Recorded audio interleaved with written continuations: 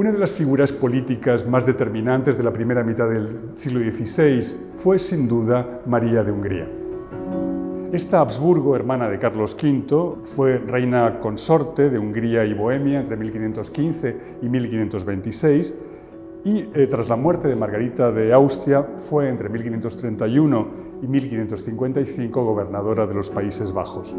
Se le atribuyen las mayores habilidades políticas y una incidencia decisiva en sus hermanos, Carlos V y Fernando I, que permitió el dominio de los Austrias de prácticamente el continente europeo en su conjunto. Pero no solo identificamos a María de Hungría con el ejercicio del poder político, también fue una mujer de extraordinaria cultura, bibliófila y mecenas de las artes. Los libros, las pinturas, las esculturas, los tapices y demás que coleccionó estuvieron a la par al servicio de su personalísima curiosidad humanista y al servicio de la representación dinástica con la que estuvo comprometida. A ella, que poseyó ni más ni menos que las furias de Tiziano o el colosal cuadro Carlos V en la batalla de Mühlberg, se la considera constructora visual de la identidad política de su hermano, el emperador Carlos V.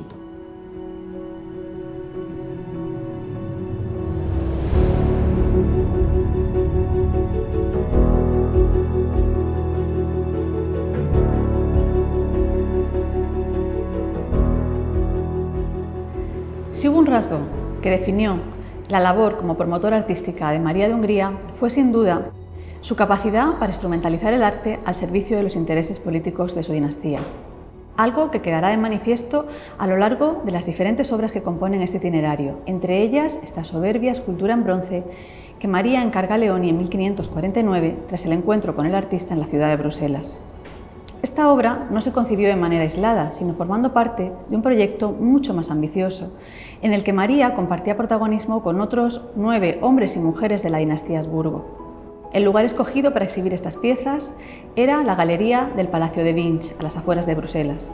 Allí, estas 10 esculturas de tamaño natural pretendían recibir a los mandatarios, diplomáticos extranjeros, a los que se pretendía de alguna manera abrumar con la formidable fortaleza de los Habsburgo. Uno de los principales bastiones de esta fortaleza lo encarnaba la propia María de Hungría, quien, como nos dice el obispo Richard Dodd en el obituario celebrado a su muerte, se había ganado en toda Europa la reputación de poseer la mente más atenta y vigilante, así como la mayor capacidad en el arte de gobernar que cualquiera de sus contemporáneos. Esto es importante y muy significativo, especialmente si tenemos en cuenta que nos encontramos en un contexto en el que todavía tienen plena vigencia las teorías medievales que consideran que un gobierno ejercido por una mujer es antinatural, ilegal y contrario a las Sagradas Escrituras. Por eso la construcción de la imagen de poder de estas mujeres que desarrollaron funciones de gobierno es tan importante para legitimar su posición, para consolidar su autoridad y difundir su poder entre las cortes del Renacimiento en Europa. ¿Cuáles fueron las estrategias trazadas por María de Hungría para construir su imagen de poder? María aunó su perspicacia política y su intuición artística para de alguna manera unificar su posición como reina viuda de Hungría desde 1526, cuando muere Luis, con su faceta como gobernadora de los Países Bajos, cargo que ocupa desde 1531. De esta manera veremos cómo a la muerte de Luis, María alternará, siguiendo el modelo que había realizado previamente su tía Margarita de Austria, 2 prototipos iconográficos bien diferenciados. El primero, el de joven esposa. María aparecerá representada como una joven de la corte, siempre acompañada de la figura de Luis, a pesar de que había fallecido, y así la veremos en numerosas medallas retrato, entre ellas la medalla que realiza Christopher Fussell en 1531, o las vidrieras de la Catedral de San Miguel y Santa Gúdula en Bruselas, incluso en los retratos que encarga Van Orley en la década de los 30. El segundo modelo o prototipo es el que nos muestra a María como noble viuda, como mujer fuerte de la Casa de Austria, como gobernadora de los Países Bajos. Este es el modelo que vemos en la escultura de Leoni, un modelo que será ampliamente reproducido por otros pintores del Renacimiento, desde Tiziano a Vermeyen, pasando por el maestro de la leyenda de la Magdalena, Bernard Van Orley o Seyseneger. Este prototipo iconográfico se caracteriza por 3 rasgos definitorios que podemos apreciar en la escultura de Leoni. El primero es la renuncia a los adornos externos.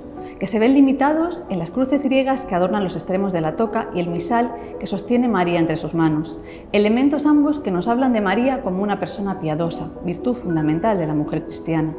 En segundo lugar, la toca de viuda que cubre su cabello, anudada sobre su cuello y cae por delante formando una especie de estola.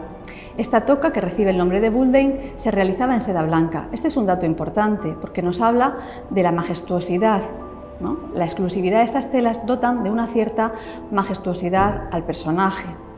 Y en tercer lugar, el abrigo que porta, un abrigo con abertura frontal, cuyo cuello aparece ribeteado con unas pieles, que en el caso de María eran pieles exclusivas, normalmente Marta o armiño, que no podemos apreciar en la escultura porque no es policromada, es una escultura en bronce, pero que podemos ver en numerosos retratos de la época. Este abrigo, como digo, recibe el nombre de Chahue y es una prenda característica de la zona del Sacro Imperio y muy vinculada a su título de reina de Hungría y Bohemia.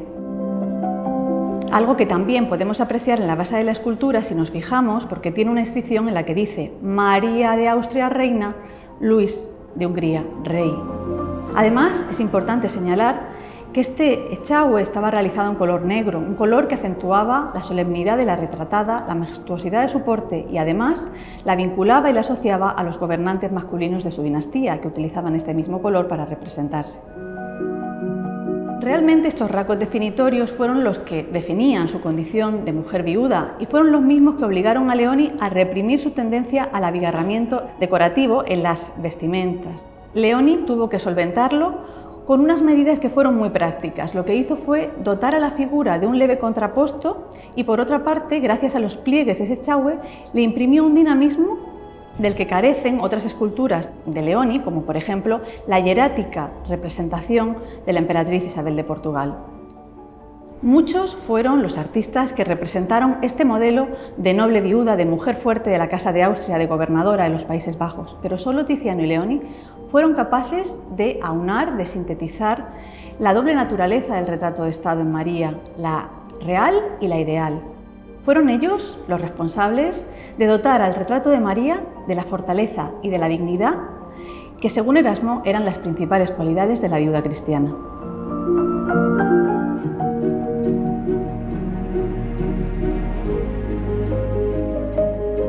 La reina María realiza un encargo muy audaz a Leone Leoni, que consistía en la realización de 10 esculturas de bronce de tamaño natural, representando a miembros de su familia.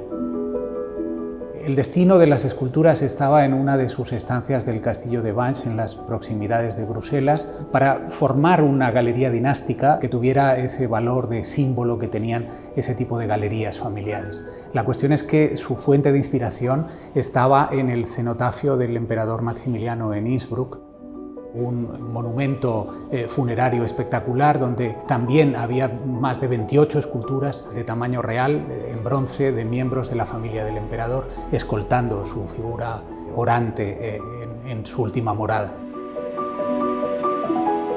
La idea de utilizar la escultura y de utilizar el bronce era buscar el vínculo con la antigüedad clásica, en definitiva algo que formaba parte de la cultura del momento, de la búsqueda de la fama y de la perpetuidad.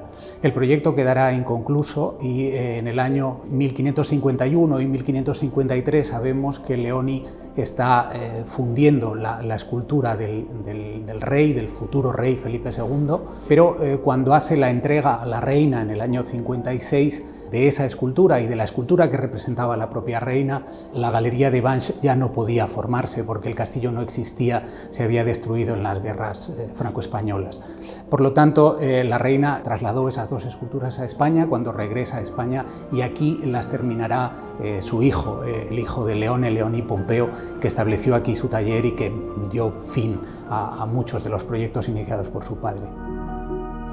El modelo elegido para la representación del rey es un modelo heroico, un modelo a la clásica, vestido a la romana, con una armadura a la romana, pero también con elementos de actualidad, como puede ser la gola, que le da contemporaneidad a la escultura.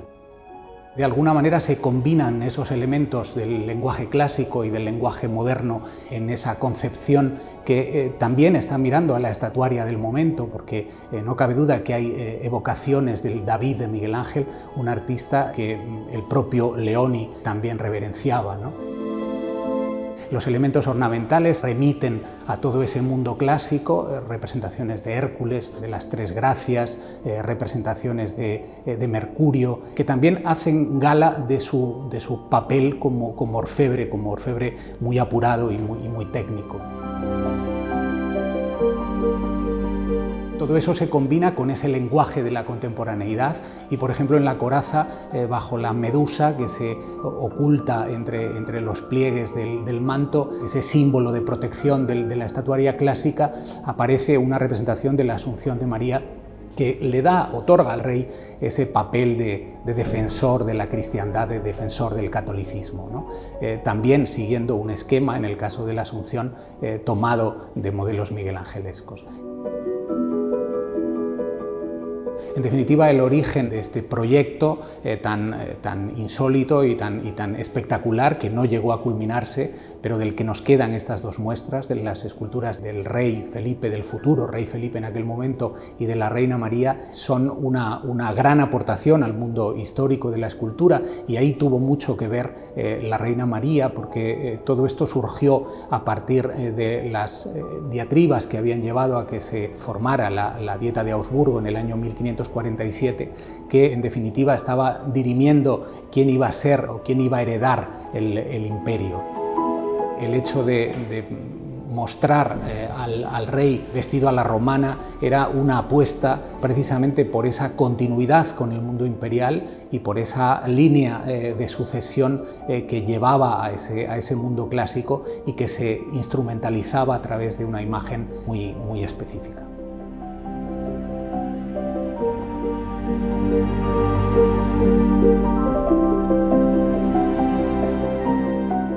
A finales de 1547, Tiziano abandonó Venecia con destino a Augsburgo, donde había sido reclamado por el emperador Carlos V.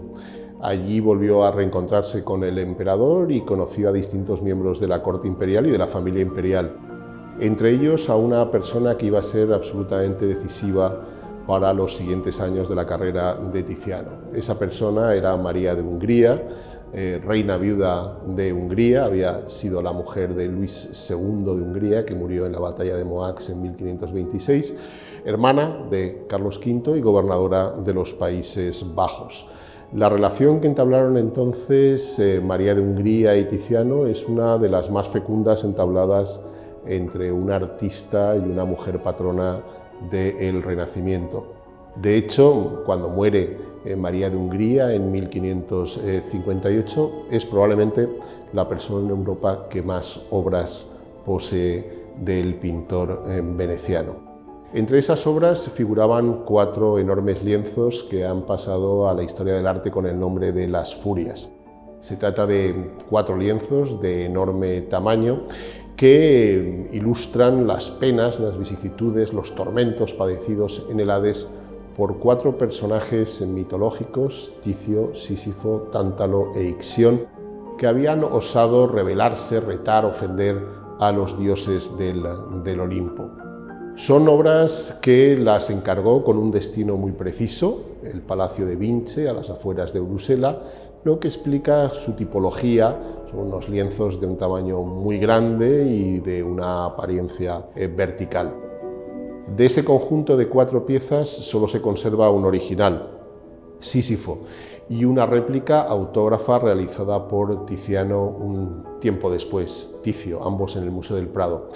Los otros han desaparecido, probablemente todos en el incendio del Alcázar de 1734, aunque hay noticias anteriores que nos hablan de que probablemente algunos de ellos ya habían llegado dañados y fueron sustituidos por obras de Sánchez Coello. Estas obras son importantes dentro de la carrera de Tiziano, son obras importantes dentro de lo que es el conjunto de la pintura mitológica del Renacimiento, pero son especialmente importantes para el tema que nos ocupa en este itinerario, y es desde el punto de vista de la mujer patrona de las artes. Lo primero que nos llama la atención de ellos es que desde ese punto de vista, desde la mujer patrona, son obras absolutamente únicas, inusuales, totalmente excepcionales dentro del panorama del Renacimiento. Es verdad que había encargos de pinturas mitológicas, tanto por hombres como por mujeres, pero nunca una mujer había encargado 4 lienzos que, si nos fijamos en ellos, por los 2 que sobreviven, pues son enormes desnudos heroicos masculinos. Esto es algo que es absolutamente inusual. Había una serie de temas mitológicos que se consideraban más apropiados para mujeres patronas, pues aquellos que hablaban de la castidad, por ejemplo el mito de Diana, pero unos desnudos masculinos de este tamaño son los lienzos mitológicos probablemente más grandes del Renacimiento italiano, y desde luego los desnudos masculinos más grandes de todo el Renacimiento, sean encargados por un hombre o una mujer, pues es algo que llama poderosamente la atención. Lo otro que nos llama la atención es que son obras con una clarísima intencionalidad política. María de Hungría fue, de alguna manera, de todo el círculo de la corte, la persona que tuvo más clara que las artes visuales, que la pintura en concreto, podían servir para reforzar los intereses dinásticos de los Habsburgo y concretamente la política de su hermano.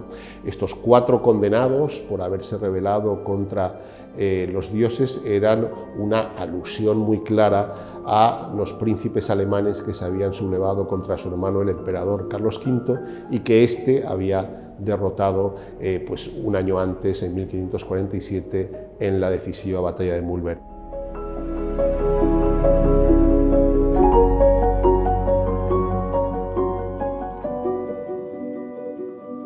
El Museo del Prado custodia otros 2 retratos singulares del pincel de Tiziano que pertenecían a la colección de María de Hungría. El emperador Carlos V a caballo en Mühlberg y Juan Federico I de Sajonia. Estos 2 retratos conmemoran de una forma muy diversa el mismo acontecimiento, la victoria imperial sobre las tropas de la Liga de Esmalcalda el 23 de abril de 1547, cuando el duque Juan Federico de Sajonia se tuvo que rendir al ser gravemente herido por una cuchillada en la cara. María de Hungría había participado de una forma muy activa en esta guerra. Se encargó de recaudar fondos y de hacer muchos de los preparativos, pero siendo una mujer no se le permitía ir al frente, estar al lado de sus hermanos luchando, por lo cual se tuvo que conformar con seguir cada paso de la campaña y de la batalla a través de relatos, de cartas, de enviados especiales. Acabada la guerra, coleccionó lienzos, grabados y crónicas para conmemorarla. Es probable que estos 2 retratos le sirvieran para poder imaginarse de una forma muy precisa a los 2 comandantes en este día fatídico. Pero también pudieron servir de modelos para incorporar en la gran serie de tapices que ella pensaba hacer para conmemorarla. De hecho, fue Carlos V quien solicitó a Tiziano que hiciese un retrato del duque Juan Federico de Sajonia sangrando, con la armadura que llevaba en el día de la batalla. Ya que no figura en ninguna de sus colecciones, ni sabemos que lo tuvo en su posesión, es posible que se lo regalara a la reina María. Ahora bien, dado la calidad bastante inferior de este retrato, se ha pensado que es una copia del taller de Tiziano, que pudo ser una comisión de la reina María o también un regalo del emperador o de algún ministro en la corte imperial. Es habitual insistir en la verisimilitud de este retrato. Sin embargo, Tiziano solo pudo tener enfrente de sus ojos la armadura que había formado parte del botín del emperador. No había visto a Juan Federico ni sabía precisamente dónde estaba esa herida. Esta imagen se ha visto como una imagen difamante, cuya intención era exhibirla para deshonrar a este rebelde que había sido derrotado. Otros historiadores nos instan a fijarnos en la dignidad que se le da a su persona y que esto no es una imagen difamante. Aparte de eso, hay que tener en cuenta que María conocía al duque y era una hábil política que sabía de sobras que no se podía deshonrar a un príncipe ya deshonrado por haber perdido la batalla y un príncipe que podía del día a la mañana pasar de ser enemigo a amigo del emperador, que es precisamente lo que pasó. Miguel Falomir lo considera un retrato de ocasión y esto encaja muy bien con este afán de dar a ver lo que ocurrió en un momento muy preciso. También explicaría el por qué se le dio tan poca importancia a este retrato una vez pasado este momento. En el caso del retrato ecuestre de Carlos V en Mühlberg, no sabemos precisamente quién lo encargó. Pudo haber sido una invención, una idea del propio Tiziano. También pudo ser un encargo del emperador o de la reina María, pero lo único que sabemos es que estaba en la colección de la reina en 1556.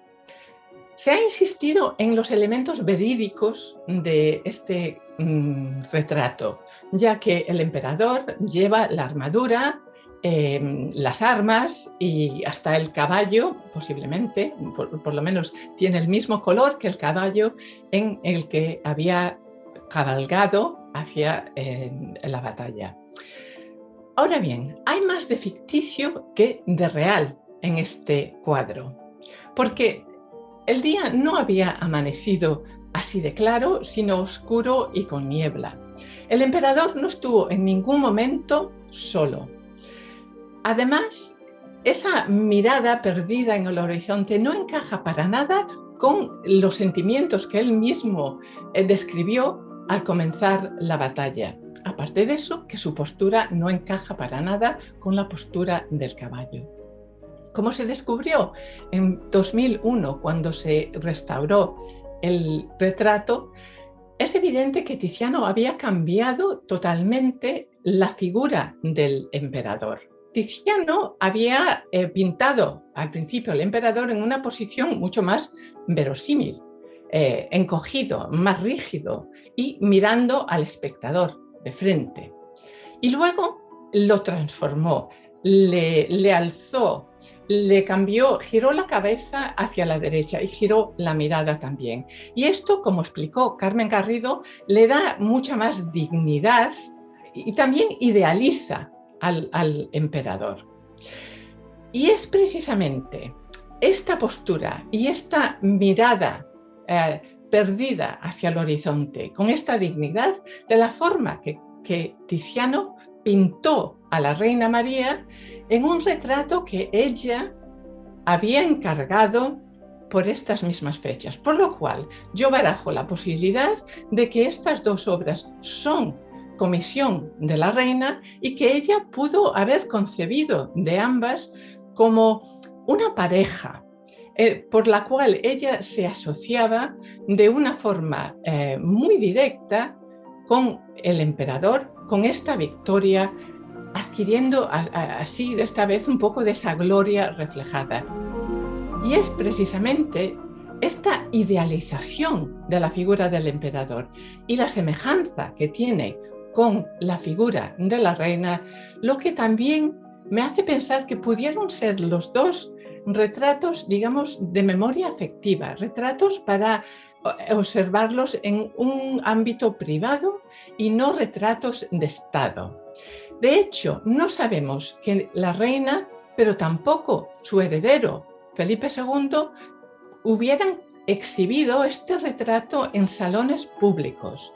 Eso solo ocurre en 1623, cuando se cuelga en el salón principal del Alcázar madrileño. Y es a partir de ese momento cuando se da a conocer este retrato, cuando realmente adquiere un impacto, una importancia que ha llegado hasta nuestros días, pero por entonces ya había perdido la conexión, ese nexo absolutamente fundamental de que había sido un retrato de una mujer, de una auténtica mecenas que fue María de Hungría.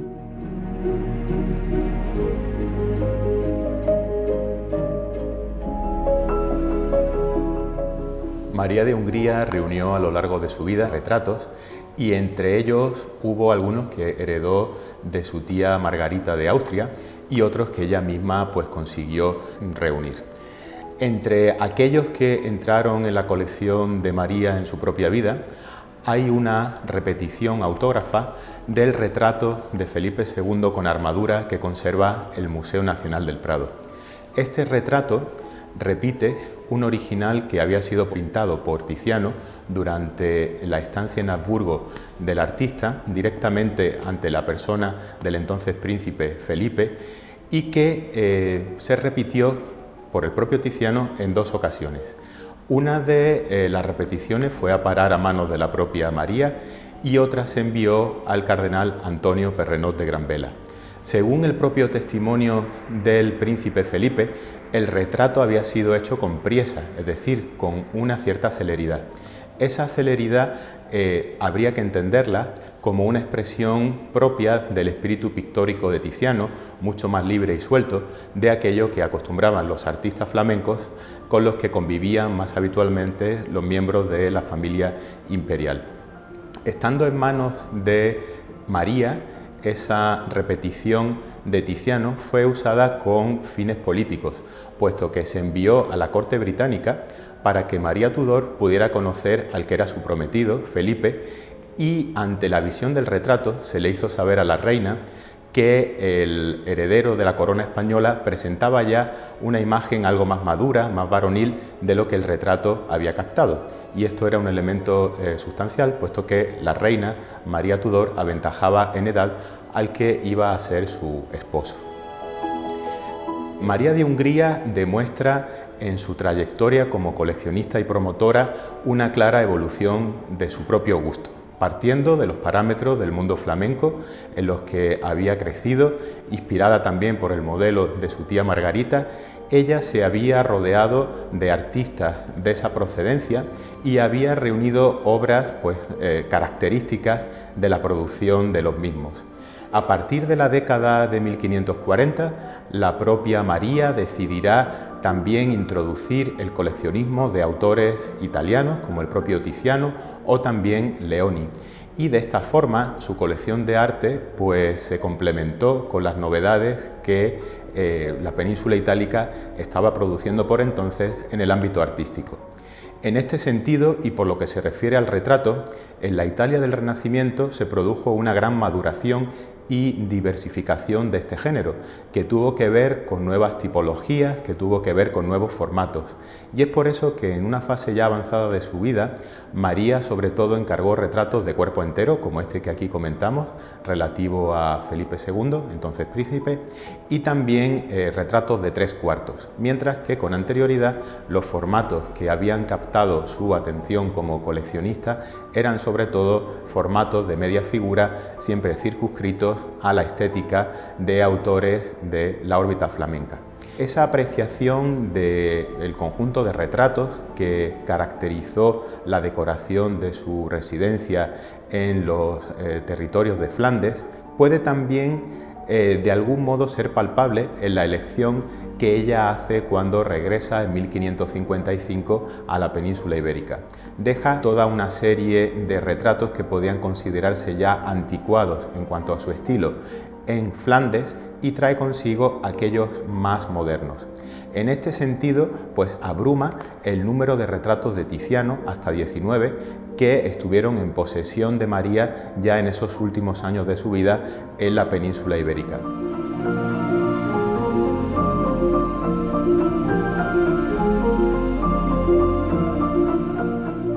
Hasta aquí hemos visto un grupo de obras de carácter profano, los bronces de Pompeo Leoni, el retrato ecuestre de Carlos V, los retratos de Felipe II y del lector Federico de Sajonia, las furias pintadas por Tiziano.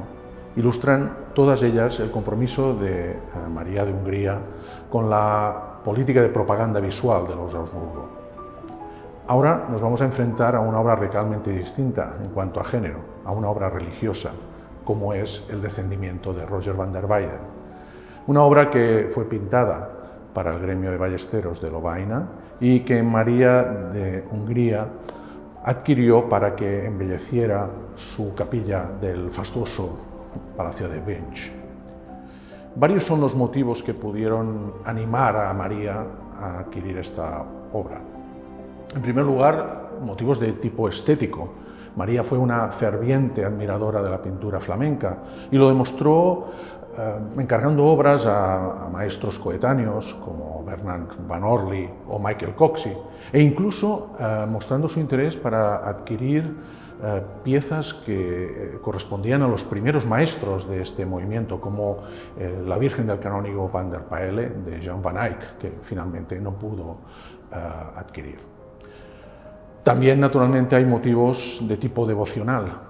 En el retrato que hemos visto antes de María, realizado por Pompeo Leoni, vemos que lleva un misal. Y este misal es como una metáfora, naturalmente, de sus inclinaciones religiosas, unas inclinaciones muy acentuadas y que le llevaron a coquetear con los movimientos incluso reformistas. Sabemos que María fue amiga o tuvo una relación personal con Erasmo de Rotterdam, quien le dedicó incluso una obra como La viuda cristiana en 1529, y también con el mismo Martín Lutero, de quien pidió que se compusieran una serie de obras musicales inspiradas en sus salmos. Estas amistades peligrosas desde una perspectiva del cristianismo ortodoxa pusieron en prevención naturalmente a sus hermanos Carlos V y Fernando I, pero nos ilustran bien sobre la adscripción de María al humanismo cristiano, a los movimientos derivados de la devotio moderna, y en este sentido cuadran perfectamente con el espíritu de una obra como es El Descendimiento, pensada para evocar, para transmitir las reacciones emocionales, psicológicas de una serie de personajes que asisten a este momento increíblemente dramático que es el descendimiento del cuerpo muerto de Cristo. Pero también es una obra que pone de relieve otro aspecto, el coprotagonismo de la Virgen, de la Madre de Dios en todo este momento, en todo el plan de la redención, podríamos decir. Se presenta a María como corredentora, puesto que lo que vemos en la obra es precisamente ese desmayo físico, esa muerte casi física de la Virgen junto a la de su hijo. Por todo esto, por los motivos estéticos, pero también por estos motivos devocionales y sobre todo por este protagonismo femenino de María, de la Madre de Dios, es evidente que nuestra protagonista, María de Hungría, debió sentir para esta obra una especial predilección y explica bien el porqué de que la eligiera para presidir un lugar tan emblemático como fue su capilla personal. Todo esto hace de este conjunto algo excepcional y nos habla también de una persona, María de Hungría, que debe figurar por derecho propio no solo entre las mujeres más importantes como patrona de las artes, sino entre los patronos de las artes más importantes con independencia de su sexo.